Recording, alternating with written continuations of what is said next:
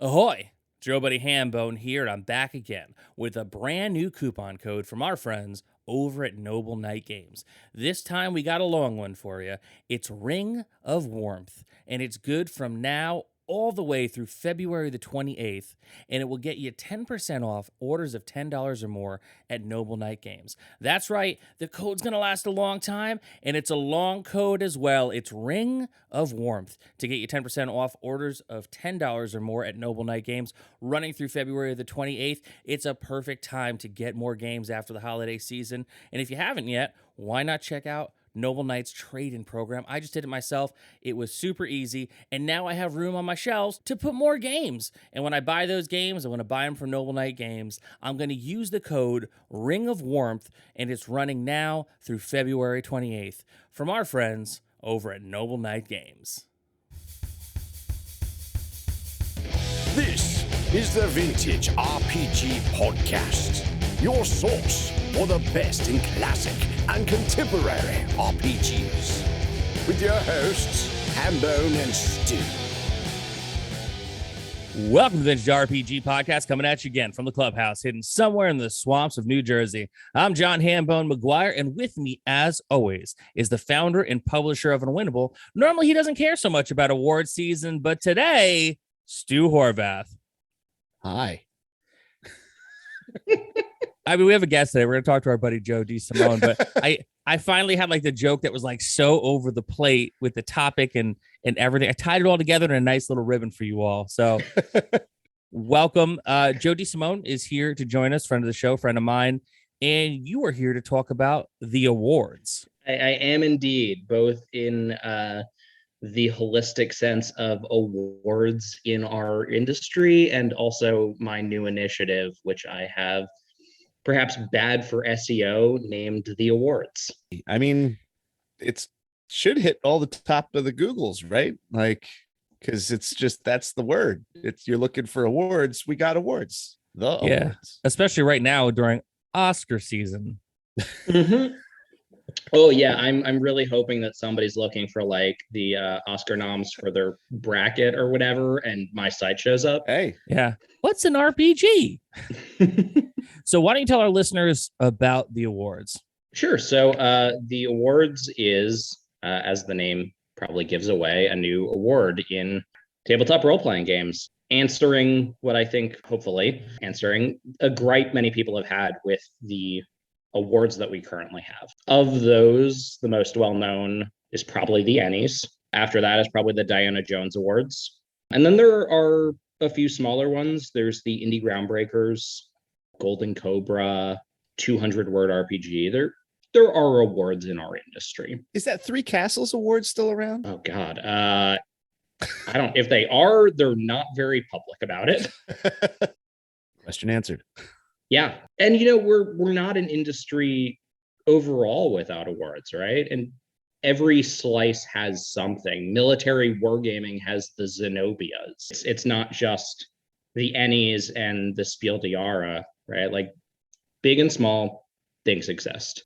But year after year, and usually around the Ennies in particular, there's a few common gripes. I've been in this space long enough that frankly, I got tired of them. And it's not that they're wrong. It's just I got tired of nobody stepping up and trying to do something that corrected for them.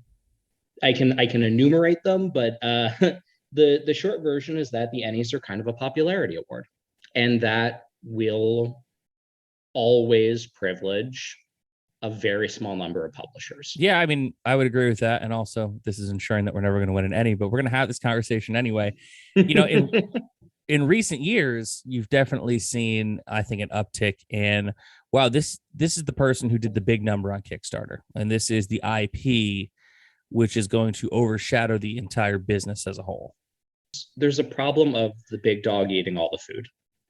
And in theory, we have things like the Diana Jones Awards to correct for that. But the Diana Jones is completely private, right? It's like a bunch of people. It's a closed room. Yeah, they decided in a secret room, and then some mysterious stranger shows up with the piece of acetate with the thing in it, and then they're like, "You've won." Yeah, I mean, until recently. Now that Pyramid is actually lost. No, Yeah, really? yeah, the USPS lost it. Oh, jeez. So there is no physical Diana Jones award anymore. Well, I have a copy of the Indiana Jones box set if anybody wants to burn it. Fair. I mean, that's how we got the original. Wow. It's a terrible game and it deserves to be burned. It does. But if you don't know that, that's why the Diana Jones is named that, because it's a scrap of the Indiana Jones game encased after it was burned. Yeah, Wow. well, it was burned because of they lost the license and they had to destroy their stock. And I guess in England, they did that by burning it instead of pulping it. And yeah, this was one of the scraps. This is definitely the inside baseball episode, dear listener. So buckle up. Yeah. Sorry, this is three people who are way too deep in this stuff talking about it. But yeah, I think beyond it being a closed room, a problem I'd seen emerge in the DJA is that at one time it recognized a type of excellence. And now, and I think this really changed, at least for me personally, when I went and Gen Con itself won. Wait, what? What? Yeah, so for the 50th anniversary of Gen Con, the DJA that year, the winner of the DJA was Gen Con itself. Oh God. Right. And there's just such a distaste of like cronyism and nepotism to that, where I'm just like, okay, wow, way to in one fell swoop erase all your credibility. Yeah, I mean it's a gigantic company doing a gigantic thing that doesn't need an award. It should just exist. It doesn't need a pat on the head. Yeah. Oh, I can imagine, like, you know, you have a Super Bowl pool or any kind of like thing where someone has to run something, and it's nice to kick them a little kickback because, you know, they've done all the work. You know, even though you won the pool, they've done all the work. But this doesn't make sense. it would be as if now the Super Bowl is the most watched television show all the time. David over at Unwinnable tells me this all the time when I'm talking about like how Magnum is like 5th most watched season finale ever, whatever.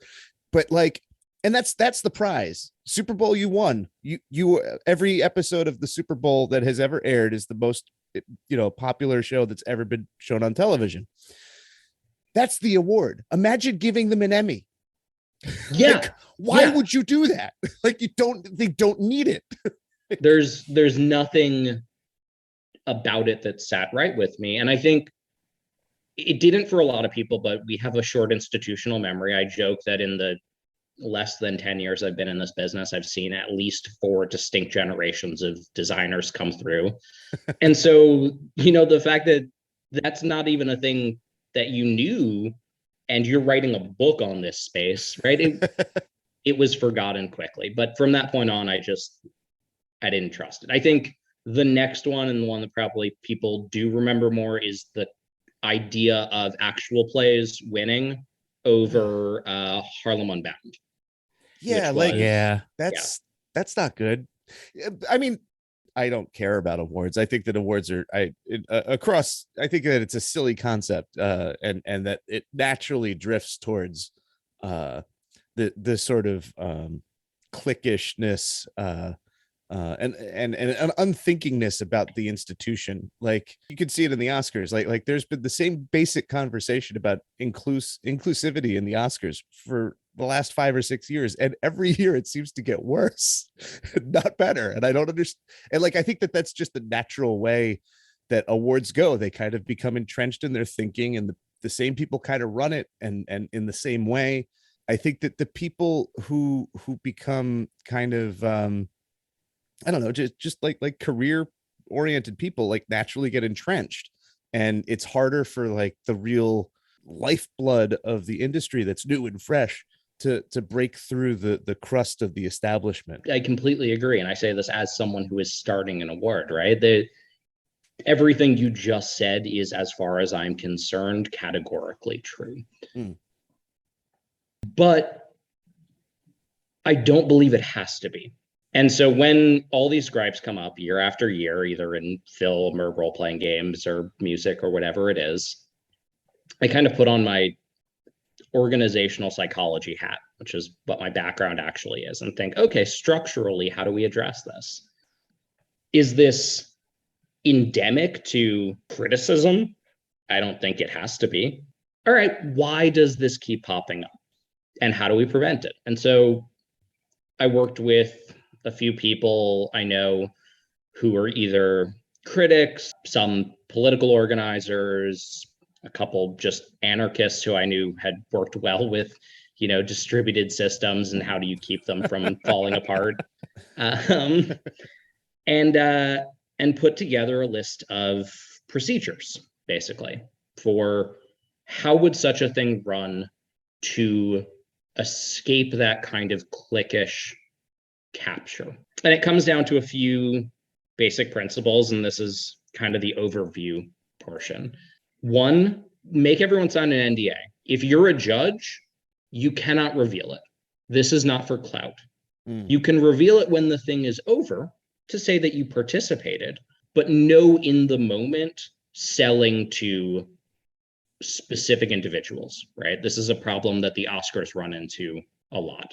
You pitch to the high-ranking Academy members, and they bring other people with them. Two, the judges don't know each other. No collusion, right? The NDA prevents you from both publicly announcing it and from telling other people in the judging pool, so that you are just giving your opinion, right? It brings up, I'll admit, a centralization problem. And this is why I consider myself more a coordinator in this process than I do the senior judge or whatever. People are sending, at first, yes, no's to me. Just rough, do I think this is interesting in any way, however I'm defining that. Just big list. I collate. I figure out what the bell curve is for that particular slate. Above a certain threshold makes it on. Next, we have numerical ranking. That's where you indicate the degree of your interest. And again, figure out the bell curve. Above a certain threshold moves on.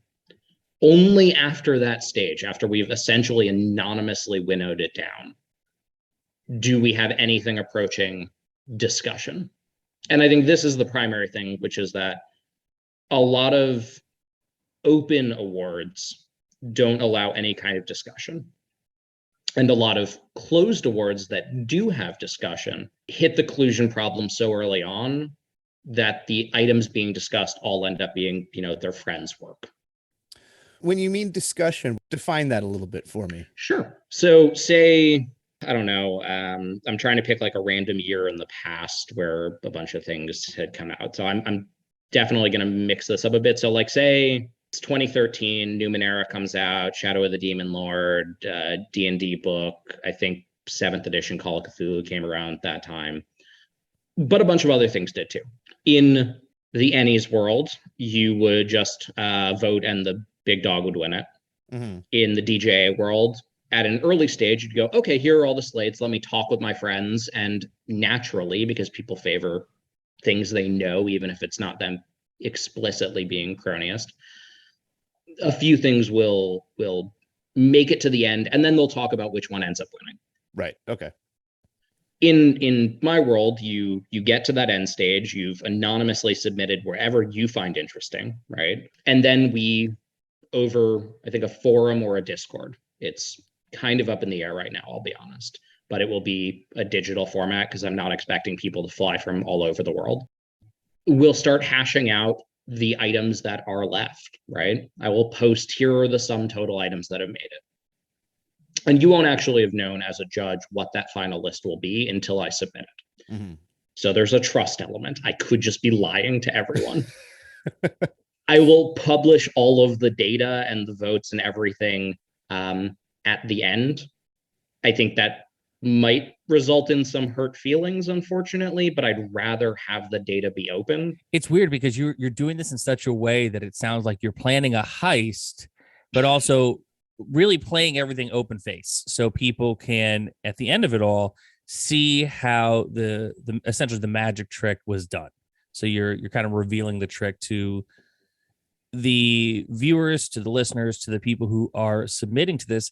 And yes, in anything, there's always going to be hurt feelings, but I think it's more important to the growth of the industry and the betterment of people who are creating these things to have that honesty and not just like, whoa, I thought I did something really good. I don't know why I lost. I submit every year and like, I don't even hear back from these dudes. Like, it's going to suck in that moment when the Band-Aid's getting ripped off, but in the same turn, it's a growing experience. And at least it's closure in some ways versus like, man, like I did put my heart into this. People love my thing. Like, why am I not even being considered? You know, It's a constant challenge, I think, to approach the space with anything other than the mindset of either a designer or a player, right? because that's so much of who makes up the space. But it's not the only lens through which we should view a media, right? And I have this spiel often about criticism in general. Criticism is not inherently there as review or as feedback. There is criticism that exists outside of making your work stronger. There's criticism that puts your work in context in the wider world. In the same way, I think approaching this space scientifically can be difficult, right? And so for me, I think of this as, how would I run a study, right? Blinding is good, double blinding is better. And at the end of the day, I publish my full data because I need to make sure that if somebody has problems with this, they can go in and check what happened. And if they want, they can replicate. They could run a different version with my procedure. In fact, my best case scenario is that the awards dies and somebody else takes it on and uses the successful procedures I put in place to create something bigger, right? My nightmare scenario is that this takes off and I become the size of the Ennies. And you're stuck with it. Yeah, you're going to carry that load, man. But I think we can do better. I think we can do better by the designers. I think we can do better by players who are looking for information on where to start and what to look at next. You know, there's the constant gripe of, well, everything's just 5e, and God knows a lot of third-party publishers moving toward putting their big game books in 5e rules does not help. But it's a legitimate question. How do you get people to move on, right? How do you tell a person who isn't completely stuck in the mud and deep inside baseball like us what to pick up next? And I think a very important part of that that's missing is reliable procedures for recommending what's good at any particular time and why. And this is the final part, which some people have had issue with, but I don't believe in award categories, because often I find there are years where like there are just more good actors, right? But the special effects are crap. And so in that year, something that definitely shouldn't win for special effects does, because we have to fill that slate. So there are just 20 awards. That's awesome. There's just 20 awards. There's no, it's not like best game or best writing or best hex map. It's just 20 awards. Here are 20 things that collectively the judges, who after become revealed, thought were exceptional in some way. And then, should judges desire, they can write long form or short form pieces about any of those. Now, you could actually make that purely mathematical, right? You could just have expand the numberings, the number rating, right? And then and just take the top 20, right? That is to an extent what's happening, right? There exists a very real possibility where if in a particular year there are not enough nominees, after the second round, that numerical cutoff, only 20 will be left. And then we'll simply essentially skip the discussion step and move straight on to who wants to write about what. Yeah, see, I like this a lot because this is going to sound slightly stupid, but like you could see often in awards, you can see the people's opinion too clearly. We do best of the year awards every year at Unwinnable, and like I purposely created a system of voting that is chaotic and full of like cheating, because it's like a meta commentary on best of the year things. but like that only I enjoy, like, because I've never really explained it publicly before. But like you can see people's taste usually, and like a host of concerns that they have with the slate that they're putting forth. And I like the idea of just the pure mechanic. Of course I do, because it's role-playing games and there's mechanics involved, right? So like the idea of doing a mechanical sort of award really appeals to me, because it takes the opinions out in a way that I think is super interesting. And you get kind of a record of just like, this is the stuff that people really liked this year. And you don't have to worry about the why. It's just a pure sort of, this was the stuff that was on people's minds. And I think that's more kind of interesting in a historical sense. Yeah, I mean, I certainly agree, as someone who enjoys the archiving and historical preservation and analysis side of things. For me, it's that I want to provide both, right? If you want just the numerical values, you'll have those from the data set. If you want commentary on why those people reached those conclusions, you'll also get that. Mm-hmm. You can take either portion however you want, right? You can look at the narrative descriptions of what people thought of that final slate. And I know people who definitely want that, who thrive on the opinionated personal review. And you could disregard that entirely and just look at the final scoring. Mm-hmm. Yeah, that's pretty cool. I mean, you know, this year, 2022, is a big new wind year in a lot of ways for the RPG industry. You know, we do have, as this episode is being recorded and when this episode drops, Zine Month 2022, also known as Zemo, will have been going on for a few weeks, and it's in its final week. And, you know, with the uprise of a lot of independent creators kind of working it their own way because they were not satisfied with the status quo, something like the awards, I think, is coming along at the right time, because there is a really good energy going on around this industry, but not at that top level, at the level where it is actually active and sustainable by the people who are out there, boots on the ground every day, creating. So this is cool that it's dropping right now, because hopefully you can get some more people from Zine Month to submit to this. This submission process will be going on until the 1st of June of this year. That is correct. It will run from that date to that date, year over year. All right, cool. So if you don't get in this year, but you should, but if you don't, you do have a chance from June 2nd on to the next award show to get it in. So where can people submit their products? You can submit your games, and you can also submit yourself as a judge at theawards.games. And I want to make that entirely clear, because so much of this has been talking about judging. Anyone can be a judge. You put your name into the hat, you get to join the judging process. You can't recruit me, Joe. I can't. You won't twist my arm. I'm not doing it. I'll admit it's going to be a lot of work, right? I'm going to expect people who submit themselves for judging to go through however many games get submitted of whatever length. And I can say already, you know, we have more than enough nominations that I'm not worried about that eventuality Stu brought up happening this year. Yeah, I judged the IGF one year, and that was like an absolute nightmare. So no, never again. But if you're like me, right, you know, the month of zines comes around every year.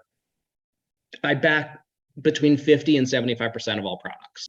That's thousands and thousands of dollars. And that's just for this month of the year. And then I repeat that throughout the entire year, and I try to read basically everything that I have. Right? It's a sickness. I'm not going to lie. I did a file count in my big PDFs folder, and it's approaching 500,000. Oh my God. Wow. Yeah, it's bad. It's really bad. But if I'm going to have this affliction, I might as well do something with it. That's fair. And something positive at that, something really, truly positive. So submissions are active right now. You can get in there to be a judge, or to get your game in up until the 1st of June of this year, the awards.games. Joe, do you have any final thoughts on the awards? Criticism is good. even when it hurts. If you want a flourishing media landscape, it's not only about creation and consumption. It's about the thoughts and feelings those pieces bring up in us and how they affect our lives in a broader context. And that's the work of criticism. And we need it. I agree with that 100%. Very cool. And this was another amazing episode of the Vintage RPG podcast. Stu, where can the people find you online? They can find me on Instagram at Vintage RPG, where I post stuff about a lot of the games that are probably going to get submitted to the awards this year.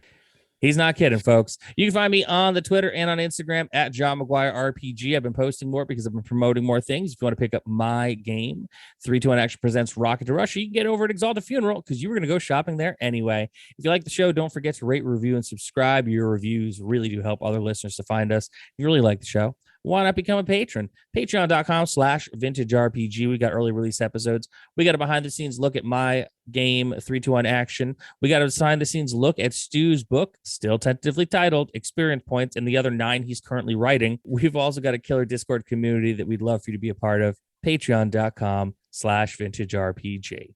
So for Stu Horvath, I'm John Hambone McGuire. May the dice always roll in your favor. Thanks for listening. Don't forget to like, review, and subscribe to the podcast. Every review helps other listeners to find us. The Vintage RPG Podcast is a ham-fisted production. Music by Dego West. Art by Schaefer Brown. If you like the podcast, you should also consider becoming a patron at patreon.com.